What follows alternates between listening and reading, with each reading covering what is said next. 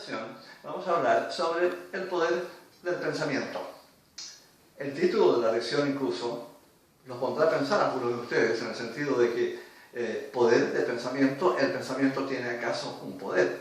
Eso es lo primero que tenemos que averiguar y es lo que vamos a explorar. Porque el pensamiento es una forma de energía, es una forma de energía eléctrica de hecho, de manera que pensar que tiene poder no es una idea que no tenga sentido. Comenzaremos por decir que el ser humano mueve normalmente tres energías, que son pensamiento, deseo y acción. Son las tres energías que le permiten llevar a cabo su proceso de desarrollo. Y en consecuencia hay que explorarlas una tras otra para darnos cuenta de realmente cómo es la estructura del ser humano en términos de los recursos que tiene para lograr su desarrollo. Ya hemos explorado la parte física. También hemos explorado la parte emocional, tanto el cuerpo físico como el llamado cuerpo astral también, y la parte etérica, que es la parte vital. Corresponde ahora que le demos un vistacito a lo que se llama el poder del pensamiento, propiamente tal. ¿Qué es el pensamiento? En la clase pasada hablamos sobre la mente, propiamente tal, que es el vehículo mediante el cual expresamos pensamiento. Ahora vamos a tener que examinar exactamente lo que el pensamiento intrínsecamente es, lo que significa y cómo poder manejarlo adecuadamente. Lo primero es recordar que el pensamiento es una forma de energía y es eléctrico en naturaleza. Una de las cosas que la ciencia, la biología ha hecho es un estudio de las ondas que emite el cerebro cuando se descubrió que el cerebro humano emite ondas. Alfa, beta, delta y zeta son diferentes tipos de ondas que el cerebro emite. El cerebro esencialmente es como una radioemisora y receptora. Recordemos, como ya hemos dicho anteriormente, que el cerebro es incapaz de generar pensamiento alguno. Todo lo que hace es procesarlo y proyectarlo, nada más, pero no lo puede generar. El generador de pensamiento de nosotros es lo que estudiamos en la clase pasada, es la mente o cuerpo mental, como se le llama también en teosofía. El cerebro es su instrumento para poder expresar ese pensamiento a nivel físico.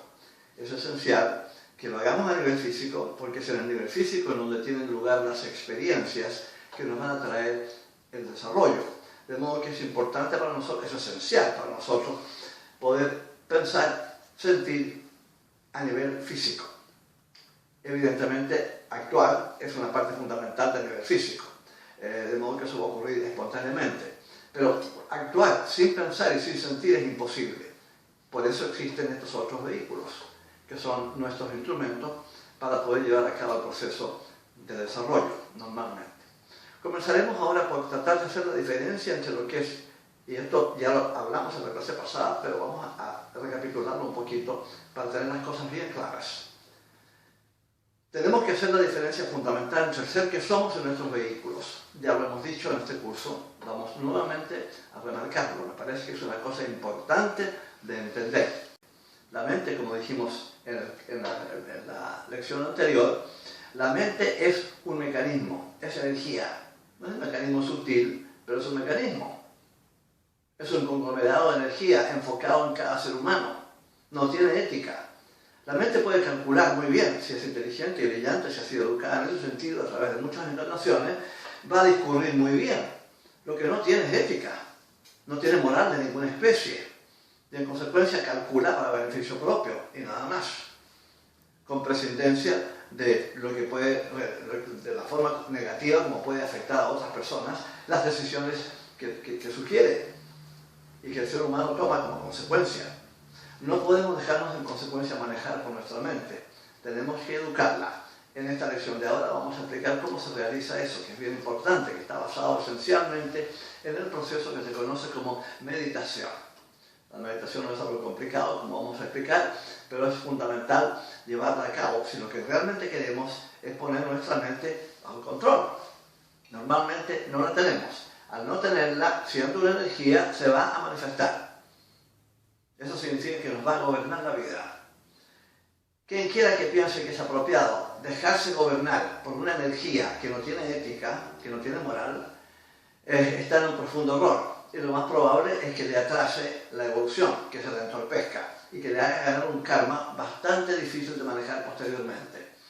Es importante recordar, en la quinta lección estudiamos, ustedes recordarán, sobre la ley del karma, basada en un principio de causa y efecto, de modo que todas las causas que hemos sembrado, que son equivocadas, inapropiadas, guiadas por la codicia, por el egoísmo, la desconsideración por los demás, hermanos, tiene un precio que pagar. La ley del karma se encarga de eso. ¿Para qué cargarnos con una culpa, con una forma de ser que atrasa nuestro desarrollo y que a la larga nos trae dolor y dificultad? No es razonable, no es apropiado.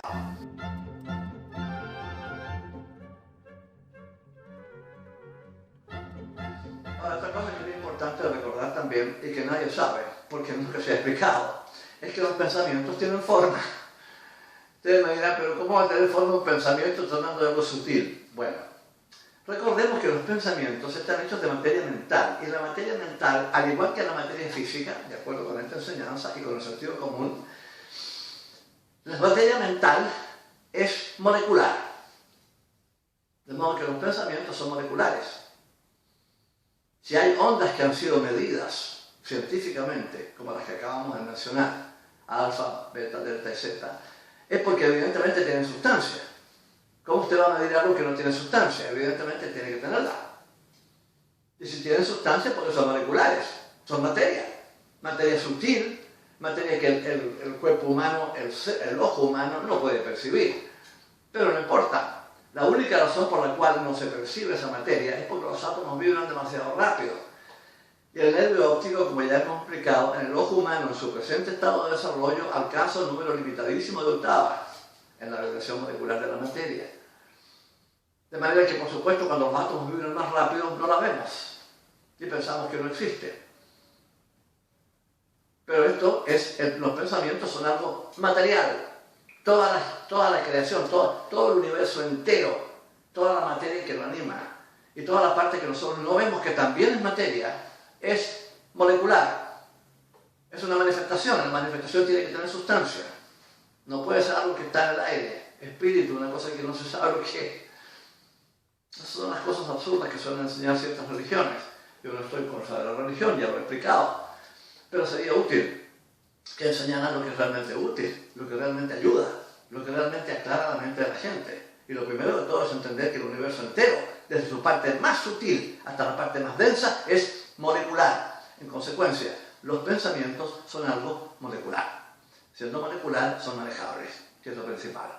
Son construibles, son mejorables, tienen una serie de cosas que uno puede hacer con ellos, con algo que realmente es molecular, esencialmente. Es importante recordar, en consecuencia, que cuando nosotros pensamos, lo que se genera es una forma de pensamiento. Las formas de pensamiento requieren un estudio que en teosofía es bastante avanzado, pero que no es parte de este curso introductorio. Solamente diremos que los pensamientos tienen forma. Y esa forma está de acuerdo con la naturaleza misma del pensamiento que hemos emitido. Por ejemplo, si tenemos una molestia con alguien, y entonces eso ha generado en nosotros una medida de odio, que es una cosa que jamás debe ocurrir, porque es sumamente dañino para el avance del individuo y porque no construye nada. Supongamos que eso ocurre. Cuando pensamos en el individuo, lo que se forma, de acuerdo con la vista clarividente de personas que lo han observado, lo que se forma arriba de la cabeza del individuo es un animalito bastante feo, bastante repulsivo. Los pensamientos de odio, de envidia, de pasiones bajas del ser humano, tienen muy fea forma, muy feitos. Si queremos poblar la atmósfera mental con formas feas, no podemos hacer nada mejor que darle curso libre a ese tipo de pasiones bajas, inapropiadas. Es otra elección que tenemos, otra prerrogativa que tenemos. Podemos poblar el mundo mental de imágenes hermosas y gratas, que son aquellas que tienen que ver con los pensamientos de amor, de consideración por los demás, de afecto, digamos, de filantropía. Todo ese tipo de pensamientos nobles y elevados pueblan el mundo mental de formas hermosas, de formas lindísimas. Algunas de ellas son abstractas, pero son muy lindas, el colorido, el brillo, una cosa muy hermosa.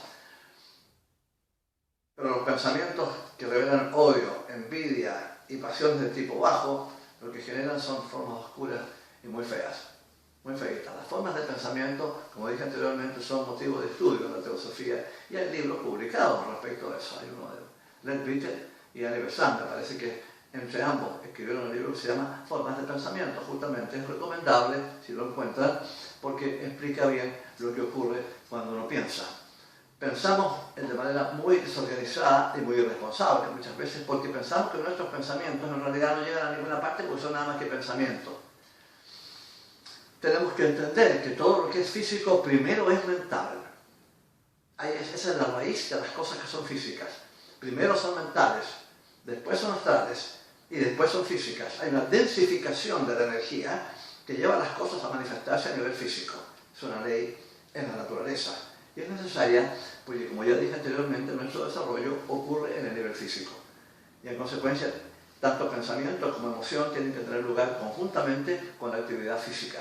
Son los motores, son lo que nos hace, los que nos motiva para funcionar, para actuar. Sin actuar no hay experiencia. No hay experiencia, no hay avance. De modo que es absolutamente esencial tener todo esto. La naturaleza nos ha entregado todos estos recursos, estas energías, para que podamos llevar a cabo el desarrollo de la conciencia divina que mora en semilla, dormidita, digamos, dentro de cada ser humano. Eso es lo más importante de todo. Y en consecuencia, aprender a manejar los pensamientos adecuadamente para emitir solamente pensamientos que son de tipo noble y elevado, constructivo, adecuado, es bastante importante para poder estimular el proceso de desarrollo en el cual estamos los seres humanos involucrados. Otra cosa curiosa que ocurre también, y también en conexión con el cuerpo astral probablemente, es que los pensamientos no solamente tienen forma, sino que también colores. Los pensamientos, por ejemplo, de un científico son generalmente un color dorado y están normalmente estructurados de una manera muy ordenada en el aura del individuo. ¿Por qué? Porque la mente científica es una mente ordenada, es producto del estudio y de la disciplina. Y en consecuencia lo que se observa en el cuerpo mental de mucha gente cuando están pensando es un intenso dorado muy bonito, un color como oro, brillante, muy hermoso y muy bien organizado también. Las formas de pensamiento que emite el científico son generalmente formas de pensamiento muy bien organizadas, muy geométricas, por así decir, por la disciplina mental en la cual se encuentra funcionando. Esa es la forma como se le ha formado. La formación empírica tiene sus dificultades en el sentido de que se basa en la mente concreta. Y la mente concreta no siempre entrega la información como corresponde. Sacamos conclusiones de las premisas que se nos presentan. Esas premisas a veces son incorrectas. Son producto de ideas que en realidad no tienen mucho sentido. Y sacamos conclusiones y decimos esto es de esta manera y después lo enseñamos en las universidades. Y después venimos a descubrir que en realidad se trata de un error. Así que hay que tener cuidado en ese sentido. Pero evidentemente es el intelecto, digamos, la mente empírica, la enseñanza empírica, es la que tenemos por el momento, es la que eventualmente vamos a superar, de acuerdo con la evolución. Inevitablemente vamos a lograr trascender eso y vamos a ir haciendo la mente cada vez más abstracta. Eso es fundamental. Eso va a ocurrir. Va a tomar tiempo, pero eventualmente va a ocurrir.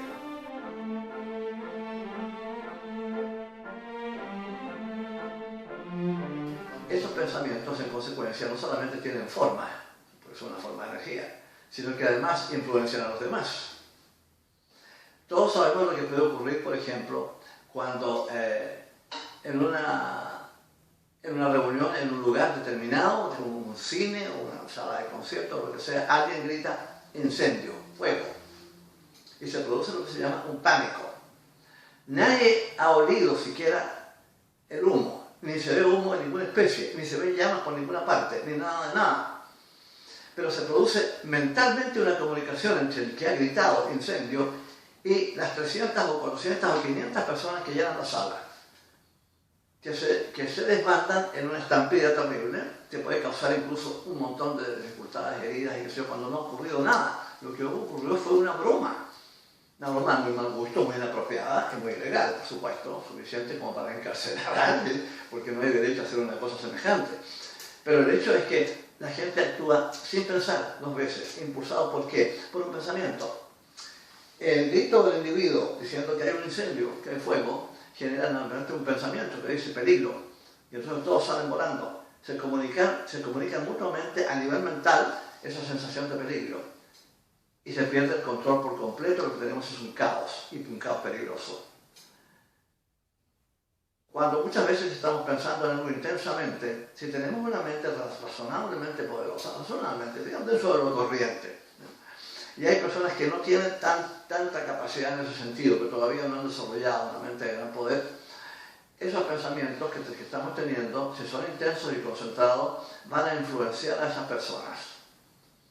En consecuencia hay que tener un cuidado enorme, porque si esos pensamientos son egoístas o desconsiderados, tienen que ver con aspectos negativos, eso va a influenciar a la gente para que sea desconsiderada y negativa.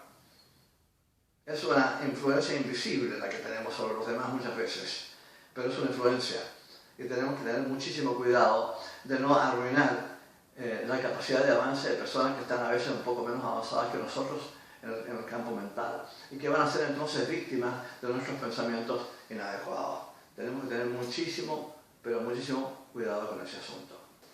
Cuidado también con el alcance que tienen nuestros pensamientos con los fallecidos. Cuando pensamos en nuestros seres queridos que se han ido, no pensemos en términos de la pena que nos da que se hayan ido y que nos han dejado solos y hemos quedado tristes y ¿por qué te moriste? Ese tipo de cosas que nos pasan muchas veces y nos sentimos muy incómodos cuando se nos va un ser querido. Importante que estos pensamientos sean siempre de amor, de consideración y sobre todo de despego, de decirles que vayan y que avancen, que nuevamente nos vamos a volver a encontrar, porque la fuerza del amor, cuando ha sido verdadero, es tan intensa que el karma normalmente suele volver a poner a la gente junta, en la misma familia o en las mismas circunstancias, pero en la próxima encarnación generalmente uno viene muy cerca de aquellos seres y tiene interacción con aquellos seres que fueron en el pasado seres queridos, ya sea por amistad o por parentesco o por lo que fuera. De modo que eso siempre ocurre. Hay que dejar en consecuencia, todo eso viene claro. Todo depende de nosotros y todo depende de la forma como pensemos y la forma como cuán persistentes seamos en los pensamientos que pensamos que son los más adecuados. Dejar tranquila a la gente que se ha ido. Nos volveremos a encontrar. Bien importante eso.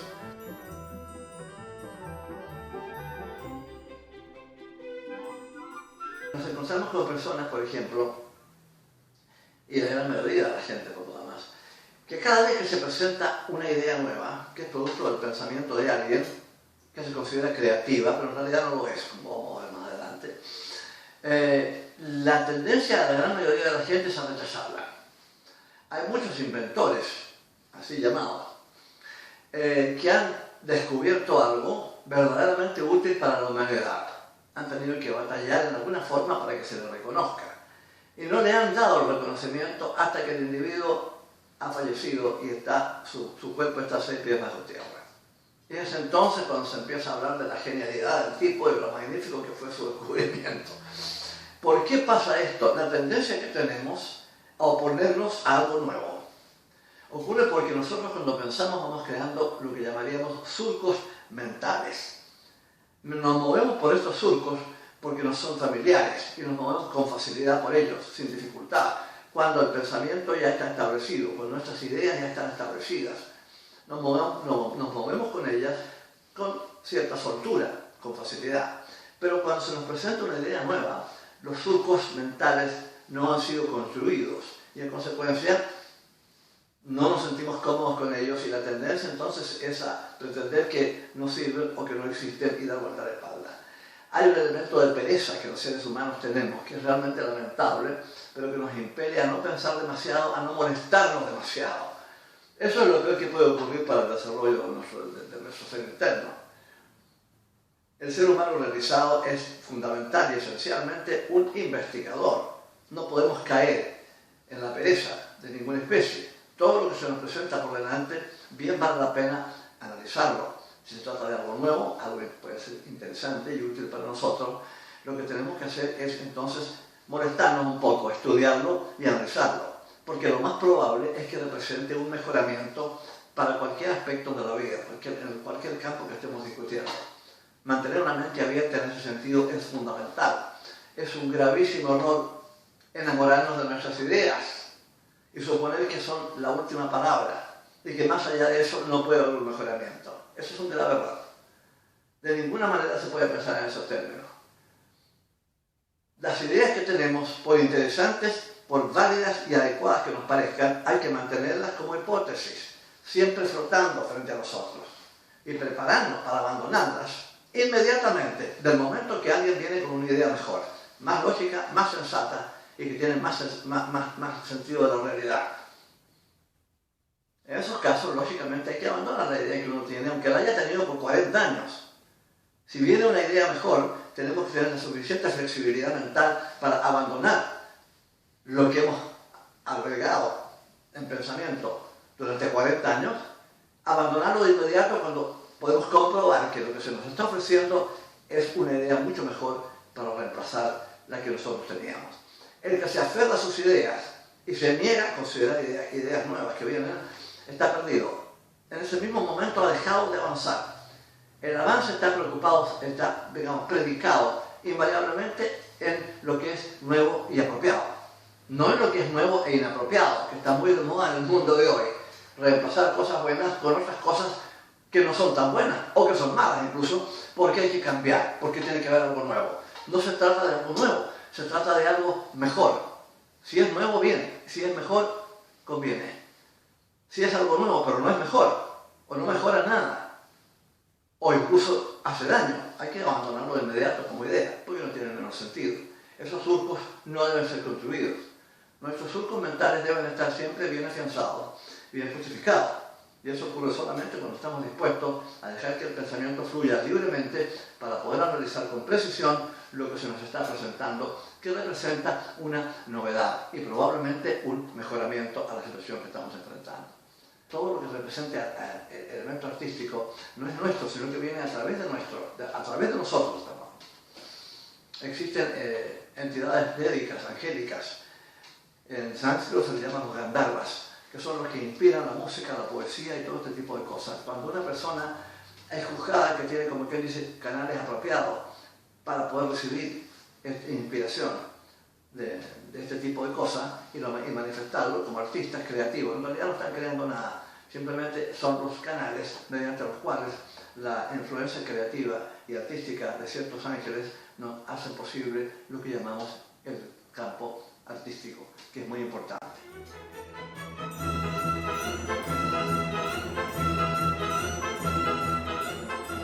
Una cosa muy importante también es el asunto de la mecánica de los hábitos. Esto sí que es absolutamente esencial.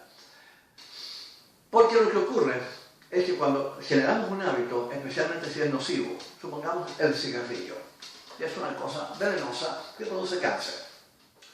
Bueno, ¿cómo se ha iniciado esto?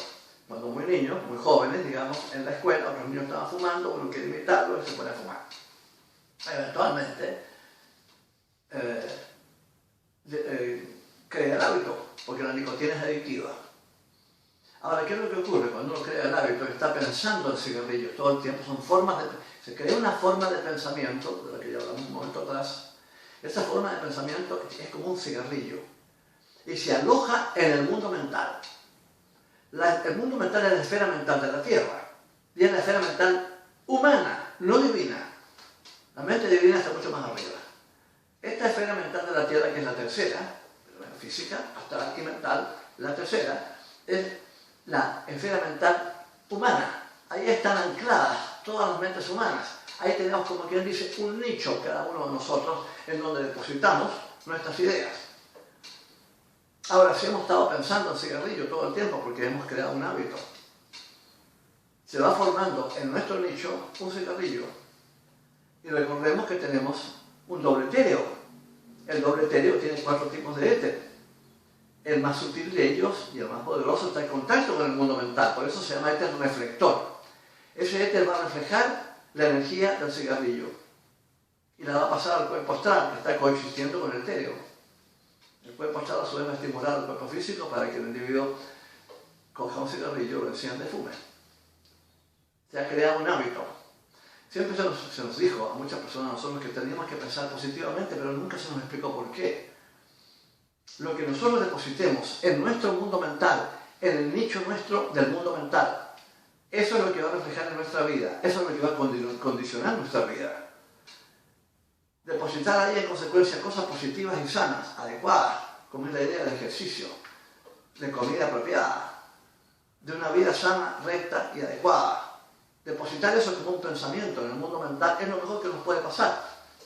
Depositar ahí basura, como son los hábitos negativos, tales como el alcoholismo, los cigarrillos, las drogas, todo tipo de cosas, lo que hacen es comprometer la salud del cuerpo físico.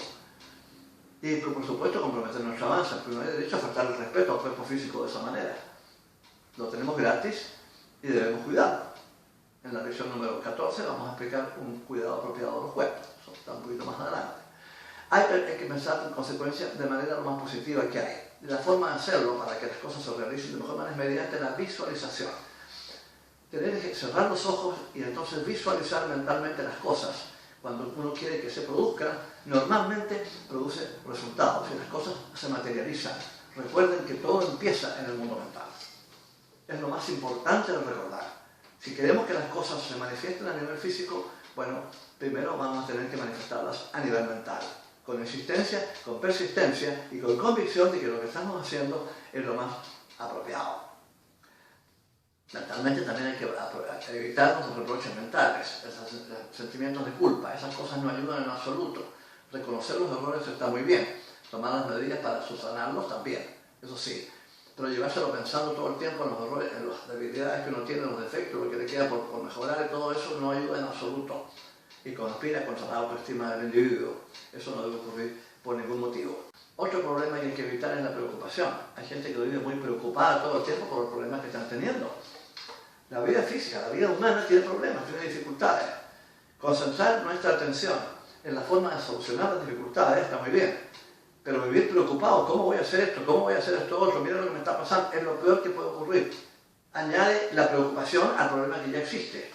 Tiene una carga, le va a poner usted más carga. No tiene sentido. Hay que evitar eso por completo. La preocupación no nos lleva a ninguna parte. Lo que es importante sí es buscar el método para solucionar el problema que se nos está presentando. La ausencia de malos pensamientos, pensamientos inadecuados, digamos, es un verdadero escudo en contra de quienes quieren dañarnos. Mucha gente utiliza el poder mental para hacerle daño a otras personas. Afortunadamente los seres humanos tenemos, como quien dice, una campana defensiva que, digamos, impide ataques de esta naturaleza.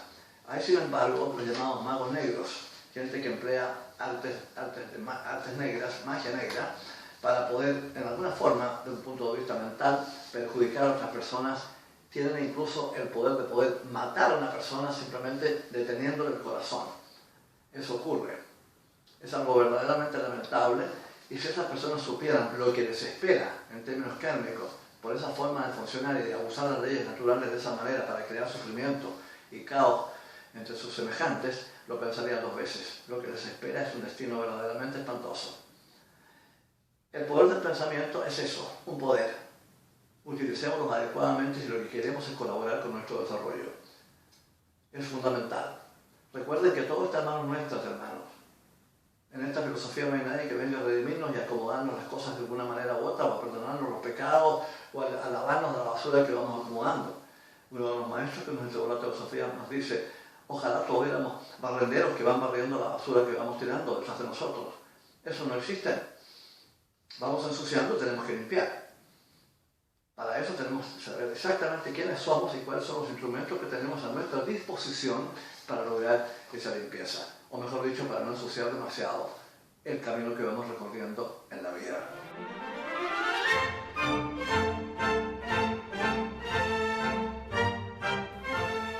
Ahora, un aspecto muy importante en el ser humano para su avance, sobre todo, y no interrumpirlo y hacerlo más rápido, más apropiado, es la concentración.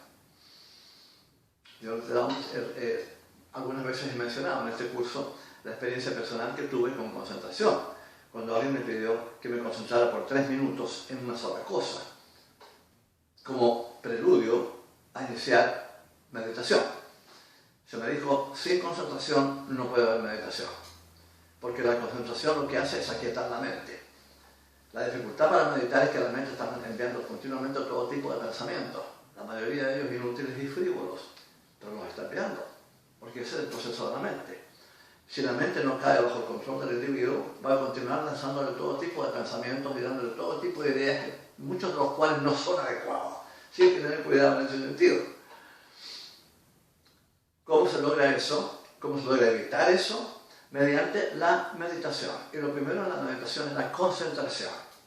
O sea, sentarse frente a un objeto cómodamente, con el espinazo bien derechito, perpendicular al suelo, y concentrarse por 3 minutos en una sola cosa. Si ustedes llevan a cabo este ejercicio se van a dar cuenta de la enorme dificultad. A mí me pasó la primera vez que nunca pude pasar de 1 minuto sin que me vinieran todo tipo de pensamientos que la mente me mandaba. ¿Pero por qué? Porque la mente estaba acostumbrada a manejarme. Yo en ese momento tenía 24 o 25 años, era un hombre joven. Nunca me había enseñado a nadie que yo no era mi mente. Yo creía que yo era mi mente. Y cuando traté de pedir una explicación de por qué no me podía resultar, de por qué no podía pasar de 1 minuto siquiera, de concentrarme en una sola cosa. Y me dijeron, ¿por qué usted cree que usted es su mente? Me quedé muy sorprendido cuando me di cuenta que no era mi mente. Eso para mí fue una gran sorpresa. Pero al mismo tiempo, una vez que lo pensé, me di cuenta que había todo el sentido común del mundo, porque si yo hubiera querido, si yo fuera mi mente, yo quería concentrarme, no hubiera tenido el menor problema. No me pude concentrar porque mi mente no me dejó concentrarme. Ahora, si mi mente no me dejó concentrar, es porque mi mente es algo separado de mí. Es otra entidad que está conmigo, pero no soy yo. De modo que lo que se me aconsejó, en vista de que no había podido hacerlo, era que tratara nuevamente. Porque la persistencia, la determinación, en cualquier tipo de empresa es fundamental para lograrla, para lograr el éxito. Y en consecuencia, me puse a hacerlo, a tratar de hacerlo, hasta que eventualmente fui capaz de silenciar la mente. Y lo que ocurre entonces es una experiencia inolvidable, porque se abre el canal con la parte superior, de la cual no somos conscientes hasta ese momento. Y lo que se siente, lo que se experimenta es verdaderamente extraordinario. Hay una alegría, hay una paz, hay un regocijo que es realmente muy difícil de explicar, hay que experimentarlo.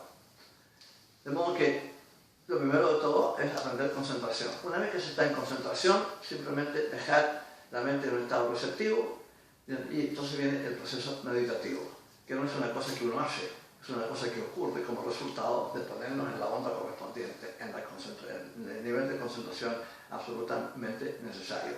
Es fundamental tener regularidad, no se debe meditar menos de 5 minutos ni más de 45. En esta época las influencias del planeta son muy poderosas y no es apropiado, digamos, meditar demasiado rato. 45 minutos máximo, 5 minutos mínimo. Empezar de a poco, gradualmente. Pero la regularidad es fundamental. Tiene que hacerse todos los días, idealmente a la misma hora. Hay gente que prefiere hacerlo en la mañana, hay gente que prefiere hacerlo en la noche, dependiendo de lo que cada cual quiera. En la noche el problema es que se puede quedar dormido. Una cosa es dormir y otra cosa es meditar, son dos cosas distintas. Si uno está muy cansado en la noche, lo más probable es que se quede dormido. Pero en la mañana es ideal porque en la mañana uno tiene todas las energías funcionando y en consecuencia lo más probable es que resulte mejor. Pero eso es una cosa personal. Cada cual tiene que escoger lo que le parezca apropiado.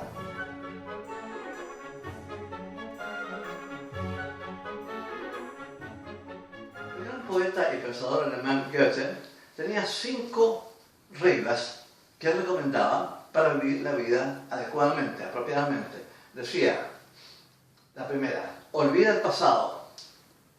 Hoy, lógicamente, si mantenemos rencores o dificultades o lamentaciones por lo que no hicimos en el pasado, en fin, qué sé yo, eso no construye nada, ni constituye nada útil. Por el contrario, hace daño y atrasa nuestro avance. Y entonces, olvida el pasado. La segunda, no cedas al enojo. Si la gente supiera el daño que se le hace al vehículo astral cuando uno da libre curso a la ira, pensarían 2 veces antes de enojarse tanto, a veces por cosas que no son tan importantes. Tratar de mantener una ecuanimidad en ese sentido es fundamental. Nunca ceder a la ira.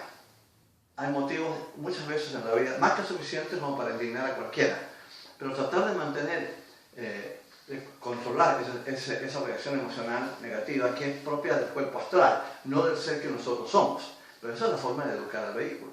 No le permitamos ese tipo de reacción iracunda, porque hace muchísimo daño, esencialmente. El tercero, no odies. El odio, hermanos, está estricta y exclusivamente en contra de la ley del amor, que es la que mueve el universo. Así es de potente. Ir en contra de esa ley es como navegar, tratar de nadar en un río de aguas muy caudalosas, nadar en contra de la corriente. No vamos a avanzar mucho, vamos a quedar agotados y eventualmente a lo mejor nos ahogamos. Tenemos que tener cuidado en ese sentido. Odiar es lo peor que le puede pasar a un ser humano, es lo más destructivo del mundo. Tenemos que funcionar de acuerdo con las leyes universales. La principal es la ley del amor. No es una ley sentimental, no es una ley emocional. Es una ley positiva y adecuada que da vida y que mantiene todo funcionando. Sin pedir nada a cambio. Vivir en consecuencia, en línea con esa ley, es fundamental. Y por eso el tercer punto de Goethe era ese. No odies. Disfruta el presente. ¿Cuánta gente entre nosotros sabemos que no sabemos disfrutar el presente porque estamos continuamente pensando cómo mejorarlo? ¿Cómo podría ser mejor? Tengo un automóvil bueno y último modelo, pero siempre estoy pensando en tener otro más caro, de una mejor marca, de más prestigio, con más tecnología. O sea, que si el que tenemos está perfectamente bien. No hay necesidad de eso. Si estamos continuamente pensando en lo que otras personas tienen y nosotros no tenemos, aunque lo que tengamos sea apropiado y atienda nuestras necesidades adecuadamente, nunca vamos a poder tener un momento de paz y nunca vamos a poder disfrutar de lo que realmente tenemos. Muchas veces tenemos más de lo que nos imaginamos. De manera que hay que aprovechar y vivir bien el presente, el ahora. Es lo único que cuenta. El pasado ya desapareció y el futuro está por venir. Es el poder del ahora lo que cuenta. Es vivir el ahora, el presente. Y disfrutar lo que tenemos, que muchas veces es mucho más de lo que pensamos que tenemos. Es mucho más muchas veces. Y finalmente, el quinto punto es entrega tu futuro a la providencia. Puede haber un malentendido aquí, de suponer que nuestro futuro depende exclusivamente de la providencia. Nuestro futuro depende esencialmente de nosotros. Pero no somos realmente maestros del universo. Necesitamos bajo el control de un montón de cosas que ocurren. A veces culpa de otras personas o lo que sea. Hay situaciones en que nos encontramos en que no tenemos cómo solucionar el problema que se nos presenta, que muchas veces no es culpa nuestra, sino de circunstancias especiales o de actitudes de otras personas. En esos casos, lo que nos recomienda Goethe es que dejemos ir, porque la cosa se va a solucionar por sí sola. Si yo les pudiera contar a ustedes la cantidad de oportunidades en que esto me ha pasado en mi vida personal, en que estuve frente a un problema que parecía insoluble por completo, y sin embargo me encontré con que de pronto estaba todo solucionado. ¿Cómo se solucionó? No lo sé, pero ahora lo entiendo, porque lo que interviene en este caso es lo que Goethe llama la providencia. La divinidad de nosotros, el ser interno, interviene para solucionar el problema cuando lo que ocurre es que no lo podemos solucionar nosotros a nivel de la personalidad. Esa es la dificultad muchas veces. A veces no podemos, sencillamente. Viene este imponderable entonces, porque creemos que es un imponderable, pero es el ser interno realmente el que interviene para solucionar los problemas. En nuestra próxima clase vamos a hablar sobre la cuestión del mal. Es muy importante saber eso porque, como vemos en el mundo todo el tiempo, el mal parece estar explotando por todas partes y ganándole la batalla al Ser Supremo. Como todo procede, según se nos dice, de la divinidad, la pregunta que hacemos, que es inevitable, es ¿y de dónde entonces vino el mal? Esto en la próxima clase. Muchísimas gracias.